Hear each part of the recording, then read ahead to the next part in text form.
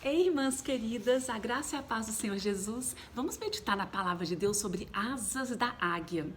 É, Deus, mostra pra gente como o Antigo Testamento é sombra do que é nossa vida, espiritual, da eternidade.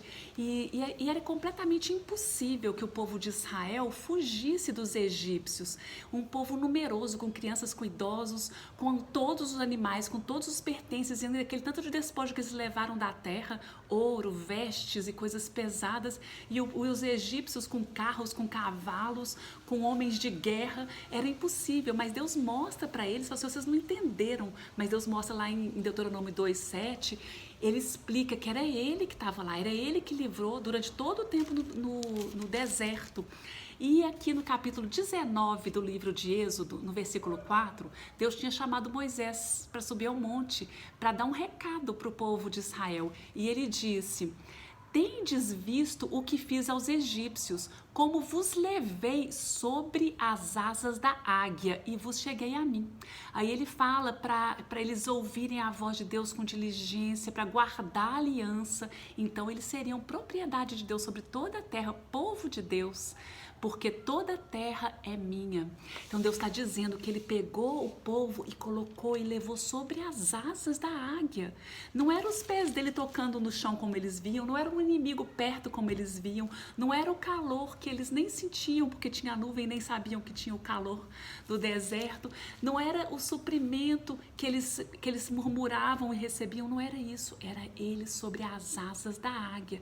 E Deus mostra que no deserto onde eles estavam, depois de serem livres do Egito, é lugar de entender, de conhecer Deus, é lugar onde a lei foi dada, é lugar onde a comunhão com Deus, os ensinos de como relacionar com Deus foram dados, de como relacionar uns com os outros, de aprender a manejar a espada com a obediência. É sempre prática. A palavra de Deus é sempre prática, não é crer e guardar isso para mim, é crer e obedecer e praticar. E eles só puderam entrar em Canaã e lutar porque eles tinham a espada na mão, a espada que Deus deu. Só quem tinha espada podia lutar contra os inimigos. A gente precisa de aprender no deserto para lutar, para guerrear. E Deus, ele mostra como que esse mundo natural, ele é todo espiritual. O Apocalipse mostra isso muito claramente. Lá no capítulo 12 de Apocalipse, quando o dragão tenta derrotar Jesus e é derrotado, quando ele luta com Miguel e com seus anjos e ele cai, derrotado de novo, ele vai lutar contra quem? Contra a mulher. No capítulo 12, versículo 13, fala assim: quando, pois, o dragão se viu atirado pela terra, perseguiu a mulher que dera à luz o filho varão, e foram dadas à mulher as duas asas da grande águia, para que voasse até o deserto, ao lugar aí onde é sustentada durante um tempo, tempos e metade de um tempo, fora da vista da serpente. Então a serpente arrojou da sua boca atrás da mulher água como um rio, a fim de fazer com que ela fosse arrebatada pelo rio. A terra, porém, socorreu a mulher, e a terra abriu a boca, engoliu o rio que o dragão tinha arrojado da sua boca. Irou-se o dragão contra a mulher e foi pelejar contra os restantes da sua descendência, os que guardam os mandamentos de Deus e têm o testemunho de Jesus. Então, olha só, Deus deu à igreja as asas da grande águia e levou para onde? Para o deserto, onde é sustentada por Deus. É Deus que está nos levando, sustentando a igreja. É vencedora, é vitoriosa, vai reinar para sempre com o Senhor.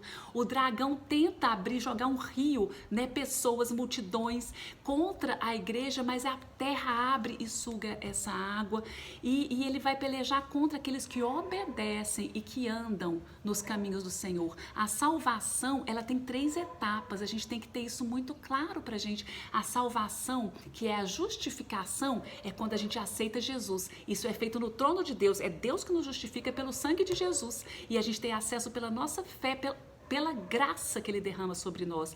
É uma vez por todas, está justificado, está perdoado, não existe mais acusação do pecado contra nós. Mas na palavra fala que a gente tem que desenvolver a salvação. Pedro fala isso, desenvolver a vossa salvação com temor e temor. Paulo explica sobre isso. Isso é o processo da salvação, que se chama santificação.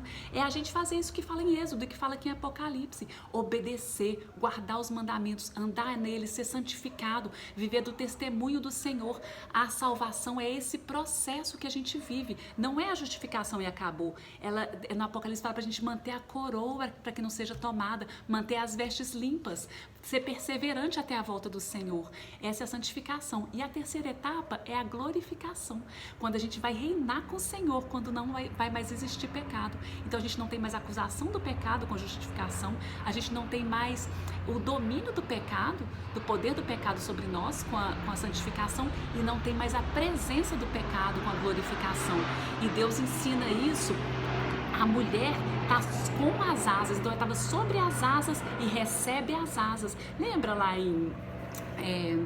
no Salmos 91, quando fala que sob suas asas nós estamos protegidos? Então a gente está sobre as asas e com as asas, é aquilo que fala no Salmo 139, ele nos cerca por trás e por diante, sobre nós põe a sua mão. É esse o lugar que você está, na mão do dono do universo, do Deus Todo-Poderoso. É ele que fala os tempos, ele fala quando as coisas vão acontecer. No Apocalipse fala que os anjos atados, né, nos quatro ventos, eles foram desatados no dia, na hora, no mês, no ano que Deus mandou. Não é cabala, não é astrologia, não é os poderes do inferno que falam as datas dos acontecimentos. É Deus que determina, é Deus que manda o dragão ser preso e Deus que manda o dragão ser solto. É Deus que fala, pode tocar na terra, mas não toca nos selados pelo Senhor, nos meus selados. E isso vai acontecer por 5 meses. É Deus que fala o começo e o fim. Fala que vai ter perseguição, são 10 dias, ser perseverante, fica fiel. É Deus, o mundo é dele e nós estamos sobre as suas asas, com as suas asas e debaixo das suas asas. Lá no Isaías 40, a gente sabe, né, aquele texto que fala das asas do Senhor, ele fala que Deus não cansa, não se fadiga, e Ele que dá força, que renova o vigor. E fala que os que esperam no Senhor renovam as suas forças, subirão com asas como águias, correrão e não se cansarão, caminharão e não se fatigarão. É assim que o Senhor faz, Ele nos renova com asas. As asas são para aproximar dEle. Asa não é para ficar parado, ninguém recebe asa para ficar dentro de casa murmurando ou parado.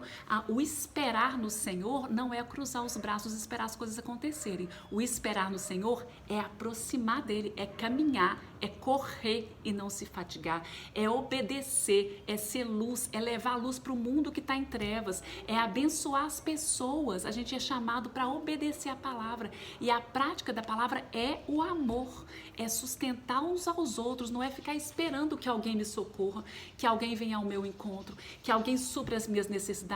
É eu usar o que Deus me deu para suprir, para que a igreja seja edificada e complete a estatura do Senhor Jesus. As asas são dadas para a gente correr, para caminhar, para renovar as forças, para aproximar de Deus. Esse tempo que a gente está passando é tempo de conhecer mais o Senhor, quem Ele é. Buscar o Senhor, Ele fala que não encontrou pessoas que o buscassem, lembra desse texto? Por quê? Porque a gente às vezes ora pelas nossas necessidades. Isso não é busca, isso é satisfação das necessidades. Todo mundo faz isso, de todas as religiões. Busca Deus para satisfazer, para livrar de problemas. Buscar Deus é buscar a presença, o reino dele, que eu faça a vontade dele aqui na terra nesse tempo que eu tô, para que a vontade dele, que o reino dele seja aumentado e ampliado. A gente sabe que o diabo está debaixo dos pés de Jesus, mas Paulo lá em Romanos, no capítulo em Romanos 16, 20, ele fala que Deus, ele fala primeiro da obediência. Ele falou assim, eu ouvi da obediência de vocês estão obedecendo. Então, aí a fé manifesta em obediência. Aí ele fala, Deus esmagará Satanás debaixo dos seus pés. Debaixo de pés de quem? Da igreja. Nós estamos com Jesus, nós já estamos nas regiões celestiais, nós já estamos reinando. Deus nos chama para sermos impactantes nesse tempo. Deus que determina os tempos, e ele fala nesse texto que nós, Igreja de Jesus, vamos esmagar Satanás. Vamos esmagar hoje e vamos reinar com o Senhor eternamente. Glória a Deus, é esse Deus poderoso que reina na nossa vida. E é isso, a igreja, você vitoriosa, vencedora, armada com as armas do Espírito Santo para ser luz, para derrotar as trevas, vidas e para ter esperança. Nossa esperança é o nosso Deus, o dono do universo. Ele que fala o que vai acontecer, é Ele que determina todas as coisas e usa a gente para sermos junto com Ele, um só com Jesus e um só com o Espírito Santo e um só uns com os outros, para que o reino dele seja estabelecido e cresça e permaneça para sempre. Amém.